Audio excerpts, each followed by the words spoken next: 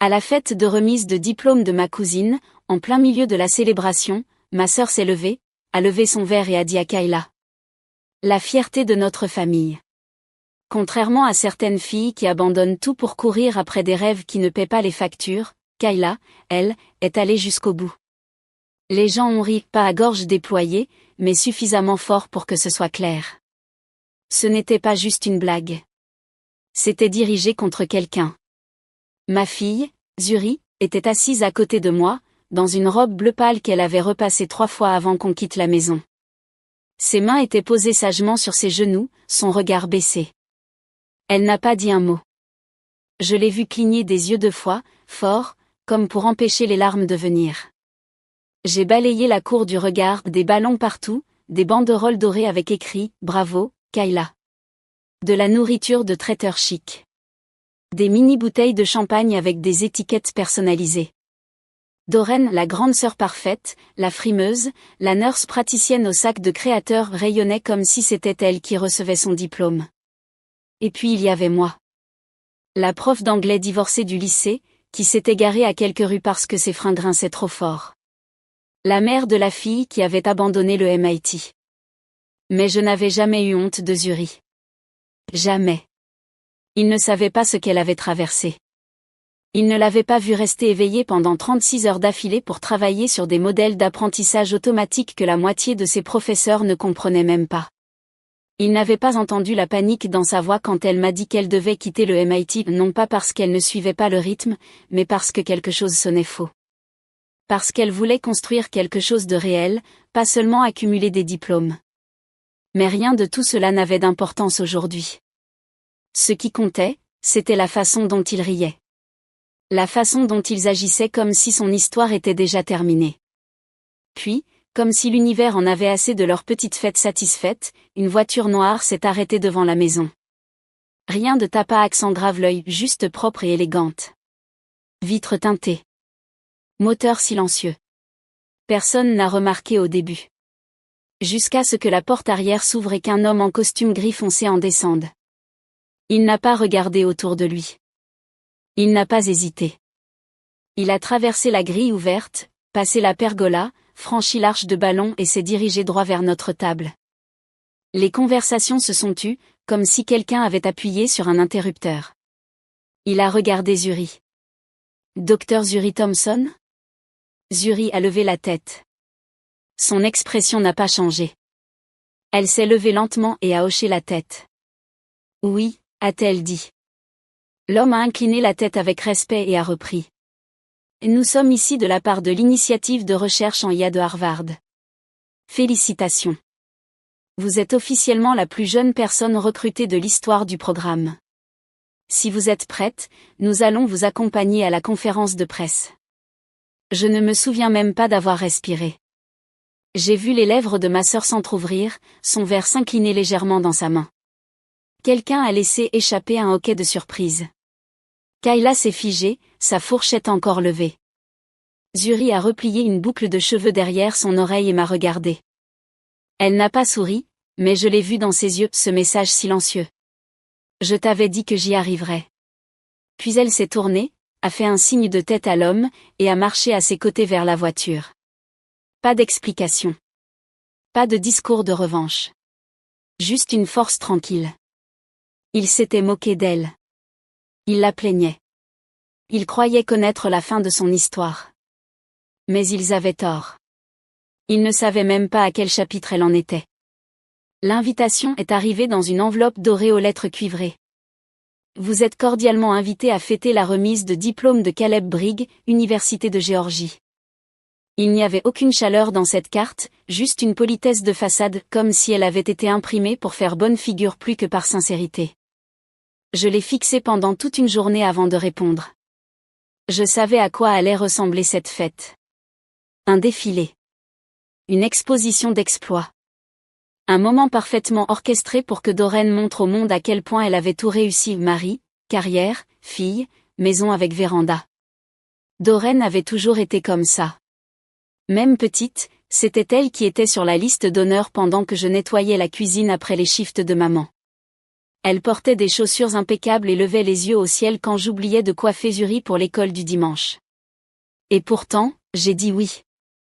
Zuri méritait d'y aller, non pas parce qu'elle devait des explications à qui que ce soit, mais parce que se cacher ne ferait qu'alimenter les soupçons. Qu'il s'était passé quelque chose. Qu'elle avait échoué.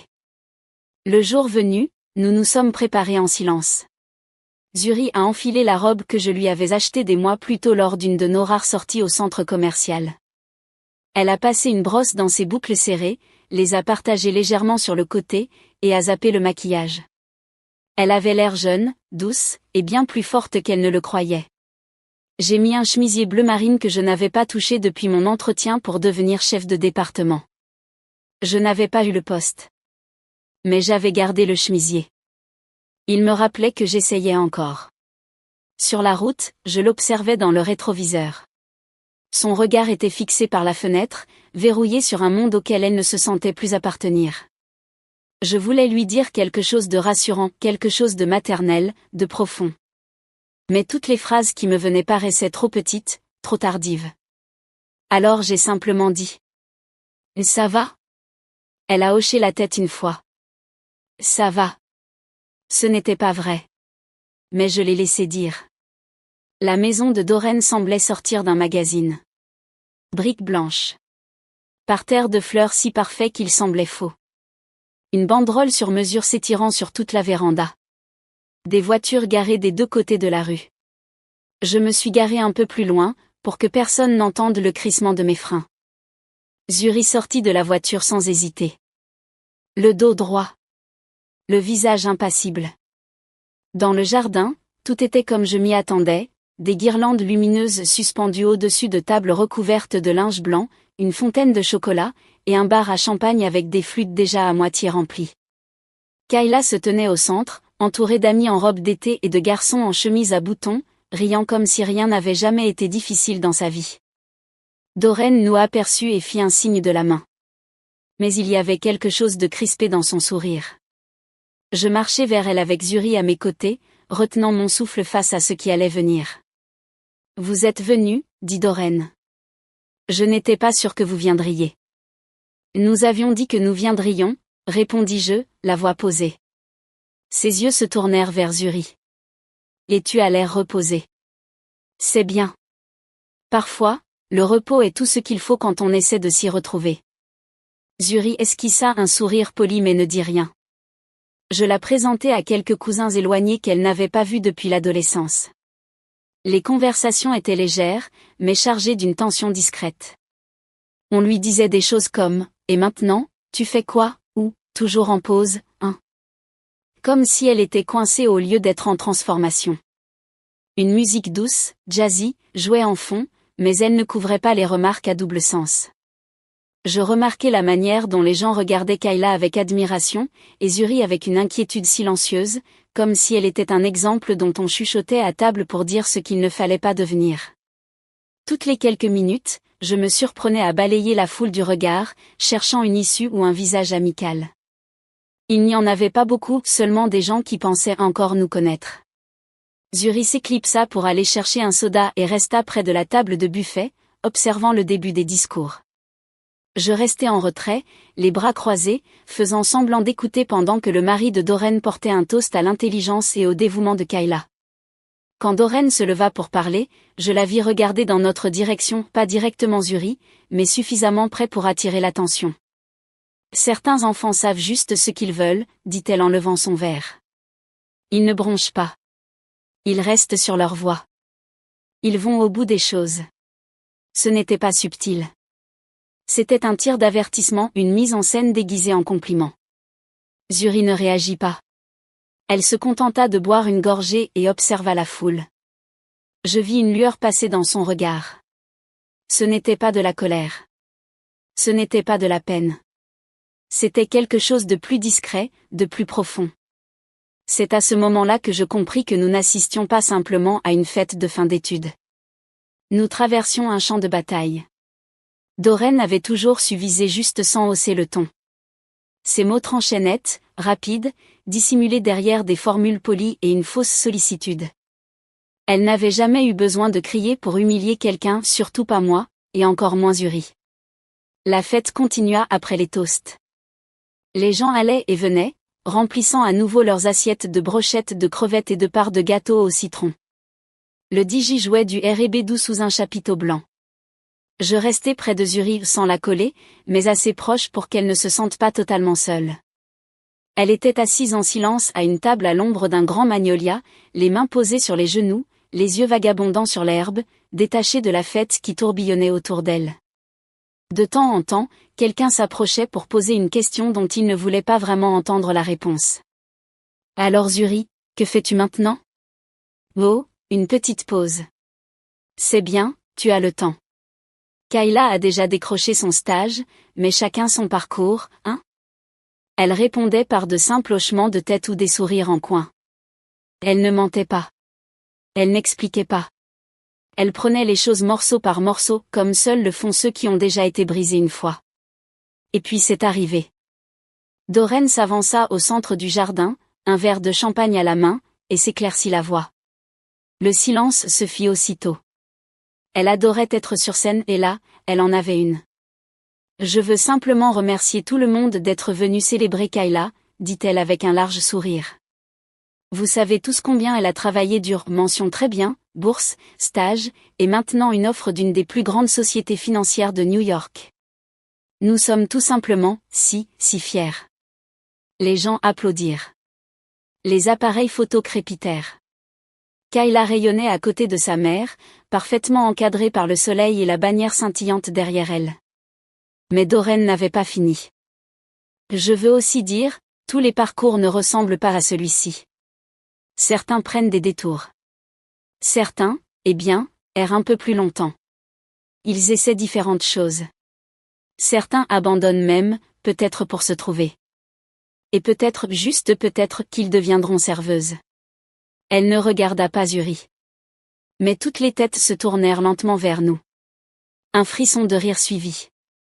Tout le monde ne rit pas, mais suffisamment pour que ça pique. Je regardai Zuri. Sa posture ne changea pas. Ses mains restaient posées, son dos droit. Mais je vis sa mâchoire se crisper. Ses yeux se baissèrent sur ses genoux. Elle cligna des yeux 2 fois. C'était tout. Elle ne pleura pas. Elle ne partit pas.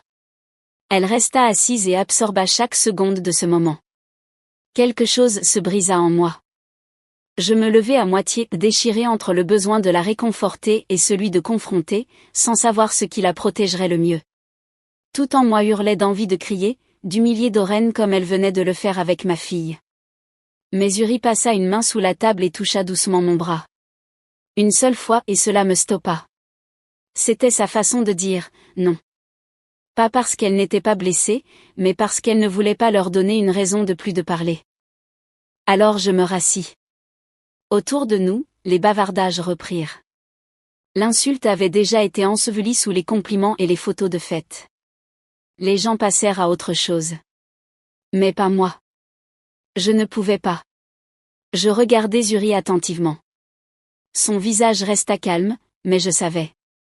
Je savais le prix d'être jugé par ceux qui ne connaissent qu'une surface et croient tout comprendre de ce qu'il y a dessous.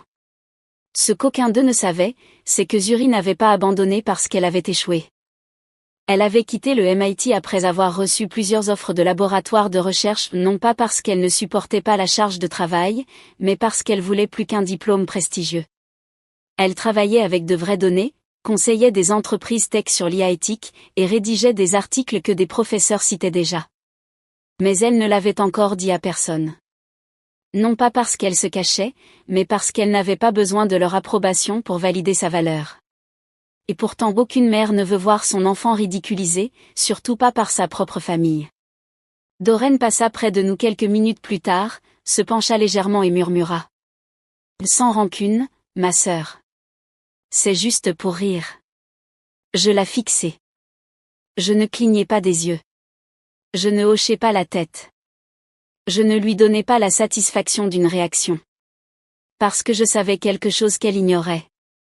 La vérité approchait. Et elle allait éclater, en plein milieu de sa petite fête parfaite. Zuri n'a pas bronché. C'est ça qui m'a le plus frappé. après l'insulte de Doreen, après les rires, après les regards en coin et les remarques chuchotées, elle n'est pas partie en claquant la porte. Elle ne s'est pas défendue. Elle n'a même pas semblé en colère. Elle est simplement restée là, les mains posées sur ses genoux, le regard calme, fixé quelque part au loin. Mais je l'ai senti.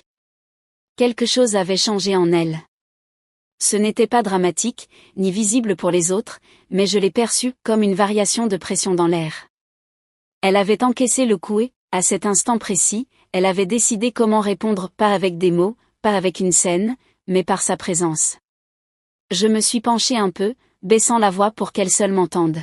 « Ça va ?» Elle n'a pas répondu tout de suite. Puis elle a hoché la tête une fois et a dit. « Je ne suis pas en colère.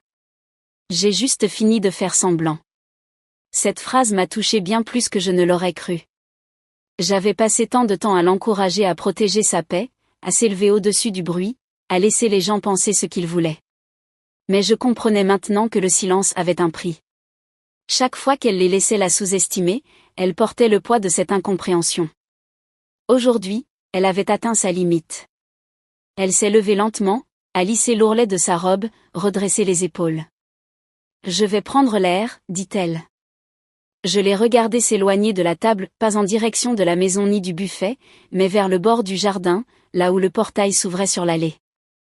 Je voulais la suivre, mais je savais que je devais la laisser avancer à sa manière. Il ne s'agissait plus pour moi de la défendre. Il s'agissait pour elle d'avancer, pleinement elle-même. Quelques minutes passèrent juste assez pour que la fête reprenne son rythme. Les gens dansaient. Kayla posait encore pour des photos. Doreen régnait sur un groupe de femmes près du brasero, racontant des histoires de drames hospitaliers et vantant combien allait rapporter le stage de Kayla. Puis je l'ai entendu. Un moteur de voiture grave et régulier s'est arrêté devant la maison. Pas de musique tonitruante, pas de klaxon. Il est juste arrivé et s'est tu. Quelques personnes ont tourné la tête vers le portail, intriguées. Une berline noire, élégante, vitre teintée, était garée le long du trottoir. Le genre de véhicule qui n'a pas besoin d'annoncer sa présence.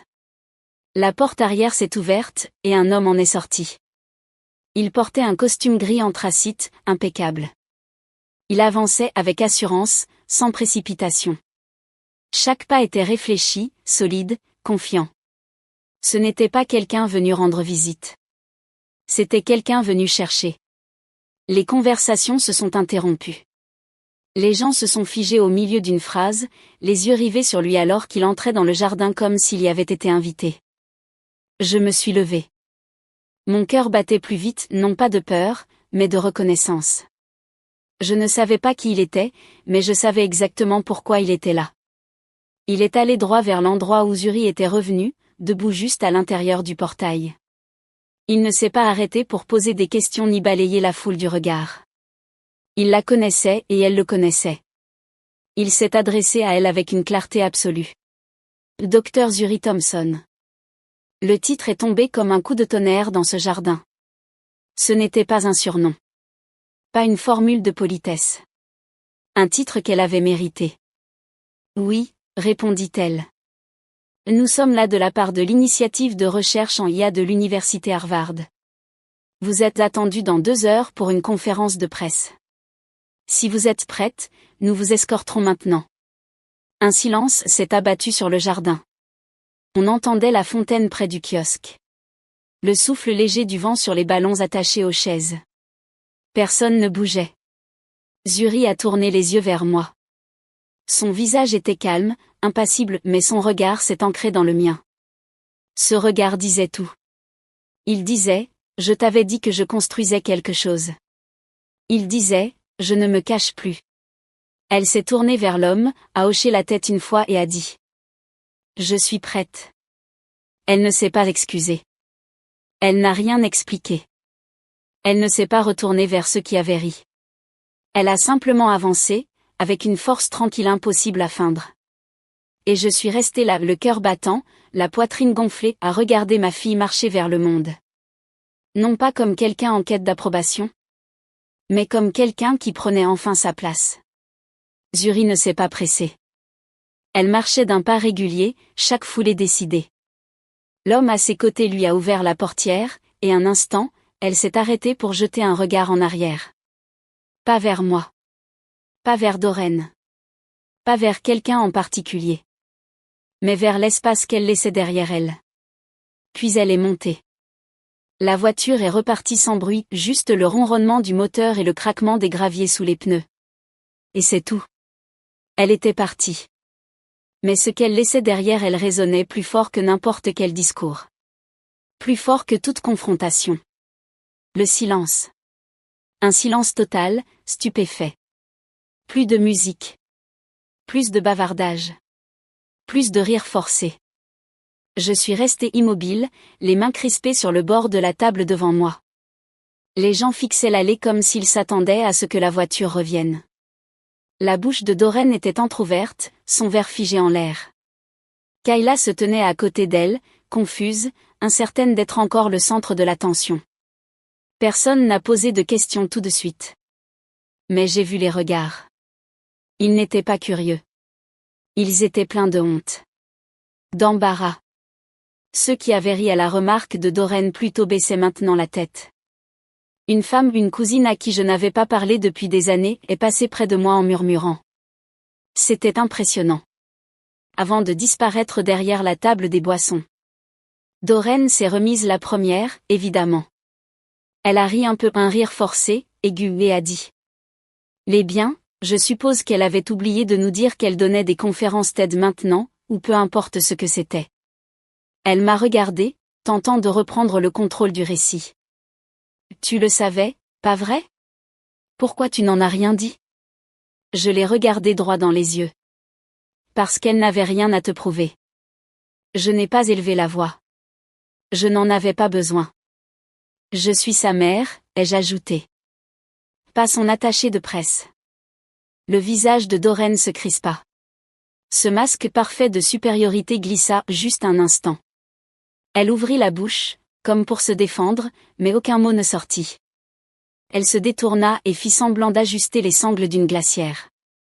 Mais le moment lui avait déjà échappé. Je me rassis et pris une gorgée d'eau. De l'autre côté de la cour, les gens recommençaient à parler mais le ton avait changé. Il n'y avait plus de suffisance, plus de compliments déguisés ni de piques bon marché. Ce qui flottait dans l'air maintenant, c'était le souvenir de ce titre. Dr Zuri Thompson? Prononcé par un homme en costume qui ne souriait pas, qui n'avait pas adouci les mots. Il les avait énoncés comme un fait parce que c'en était un. Quelques minutes plus tard, mon téléphone vibra. Un message de Zuri. Je me dirige vers le centre du campus. Je voulais juste te dire merci d'avoir été là aujourd'hui. Je ne savais pas à quel point j'avais besoin de toi jusqu'à ce que je voie ton visage quand il a dit mon nom. Je suis restée un moment à contempler ce message. Pas parce que j'étais surprise, mais parce que j'étais fière au-delà de ce que les mots pouvaient contenir. Je ne l'ai pas élevé pour courir après la validation. Je ne l'ai pas élevé pour rentrer dans des cases étroites. Je l'ai élevé pour qu'elle pense profondément, qu'elle avance avec intention, qu'elle ait du courage dans des pièces qui n'avaient jamais été conçues pour entendre sa voix. Et aujourd'hui, elle s'était tenue exactement à l'endroit où l'on avait douté d'elle, et elle leur avait rappelé qui elle était vraiment. Je regardais Kayla retrouver ses amis. Elle souria pour quelques photos. Mais il y avait une raideur dans sa posture maintenant, comme si elle ne parvenait plus tout à fait à se détendre. La célébration continuait, mais quelque chose avait changé. Ce n'était plus la seule histoire dans la pièce. Le contraste était impossible à ignorer. Zuri ne portait pas de toge ni de mortier ce jour-là. On ne lui remit pas de diplôme devant sa famille. Elle ne reçut pas une salve d'applaudissements d'un public entraîné à acclamer ce qui est attendu. Mais elle obtint quelque chose de mieux, la reconnaissance. Une reconnaissance réelle, méritée, indéniable de la part de personnes qui comptaient, et devant celles qui pensaient qu'elle ne la méritait pas. C'est cela qui rendit le moment puissant. Pas la surprise, pas la voiture, pas le titre. La puissance venait de cette vérité qui avait patiemment attendu son heure. Et quand elle arriva, elle n'eut pas besoin de crier. Elle se tint simplement droite, prononça son nom, et changea tout. Après que la voiture se fut éloignée, la fête ne se termina pas immédiatement, mais on aurait dit que si. Les gens tentèrent de revenir au bavardage. Il rôdait près des buffets, riait un peu trop fort, tapait dans les mains au rythme de la musique. Mais l'atmosphère avait changé. La représentation était finie. Quel que soit le rôle que chacun jouait, fierté, pitié ou indifférence, cela ne suffisait plus à couvrir ce qu'il venait de voir. Zuri était partie, mais la vérité de qui elle était restée. Je restais assise en silence, mon assiette intacte, observant les conversations. Personne ne vint me parler directement, du moins pas au début. Ils ne savaient pas quoi dire. La plupart avaient passé la dernière heure à traiter ma fille comme une ratée. À présent, ils ne savaient plus comment réécrire le scénario assez vite pour suivre la réalité. Finalement, quelques-uns s'approchèrent. Une cousine à qui je n'avais pas parlé depuis des années posa la main sur mon épaule et dit : « Ta fille, elle est vraiment spéciale. » Un autre des beaux-frères de Doreen hocha la tête et ajouta : « Tu peux être fière. » Je les remerciai calmement, sans faire semblant que cela comptait plus que la vérité que nous connaissions déjà. Doreen m'évita pour le reste de la fête. Elle resta près de Kayla, qui essayait de sourire sous le poids de ne plus être la lumière la plus brillante de la pièce. Ce n'était pas sa faute. Kayla avait travaillé dur. Elle avait mérité son moment. Mais ce que Doreen n'a jamais compris, c'est que le succès ne brille pas davantage en projetant une ombre sur quelqu'un d'autre. Zuri n'avait pas besoin de rivaliser. Elle n'avait besoin d'impressionner personne. Elle avait déjà construit quelque chose de plus précieux que les applaudissements. Elle avait construit la résilience. En rentrant ce soir-là, je trouvai la porte de sa chambre entr'ouverte et la lumière de son bureau encore allumée. Elle n'y était pas, mais son ordinateur portable était ouvert, et son carnet reposait à côté. Une page de croquis et d'équations à moitié remplie, un stylo posé en travers comme si elle s'était levée une minute. C'est là que j'ai su que ce n'était pas la fin d'une histoire. C'était le milieu de quelque chose qui continue de grandir. Elle m'appela ce soir-là depuis le centre universitaire. Sa voix était légère, posée, même un peu amusée. Ils m'ont demandé si je voulais relire le communiqué de presse. J'ai répondu, non. Je veux que le travail parle en premier. J'ai souri. Je suis fière de toi. Il y eut un court silence avant qu'elle réponde. Je sais. Ce n'était pas de l'arrogance. C'était de la confiance. Elle l'a dit comme quelqu'un qui l'a mérité. Comme quelqu'un qui y croit enfin. Dans les jours qui ont suivi, la nouvelle a commencé à circuler. Quelques personnes de la fête m'ont recontacté, faisant semblant d'avoir toujours su qu'elle était douée. L'un d'eux a même demandé si Zuri pouvait parler à sa nièce des programmes de codage. J'ai transféré le message sans commentaire. Zuri a répondu poliment. Elle n'avait rien à prouver, rien à régler. C'est ça, la différence entre faire un point et le prouver. J'ai pensé à Doreen. Je ne sais pas si elle s'est un jour avoué ce qu'elle avait fait ce jour-là. Peut-être s'est-elle dit que c'était une blague. Peut-être s'est-elle convaincue que ce n'était pas personnel. Mais je n'ai pas besoin d'excuses. Parce qu'au moment où cette voiture est arrivée et que cet homme a prononcé son nom, Zuri a reçu tout ce que Doreen ne pourra jamais lui retirer. Pas l'acceptation. Pas la validation. Le respect. Un respect réel, mérité. Et moi aussi, j'ai appris quelque chose. En tant que mère, tu te bats si fort pour protéger ton enfant de la douleur. Mais vient un moment où la protection devient une permission. Permission de s'élever. De parler. D'entrer dans la pièce telle qu'elle est, et d'arrêter de s'excuser pour son chemin. Ce jour-là, je n'ai pas défendu Zuri. Je ne suis pas intervenue. Je n'ai pas tenté de réécrire l'histoire. Je suis simplement restée immobile et je l'ai laissé la prendre en main. Et elle l'a fait. Alors qu'il rit. Qu'il bavarde. Qu'il tire des conclusions avant que l'histoire ne soit terminée. Parce que quand la vérité arrive, elle ne demande pas d'applaudissements. Elle entre simplement, dit ton nom, et attend que tu te lèves. Et ma fille s'est levée. Ce jour-là m'a appris une chose que je n'oublierai jamais. Toutes les victoires ne sont pas bruyantes. Tous les triomphes ne viennent pas avec des acclamations. Certains des moments les plus puissants sont silencieux. Une fille qui se relève après avoir été rabaissée. Une voiture qui s'arrête au moment exact. Un nom prononcé avec le respect qu'il a toujours mérité.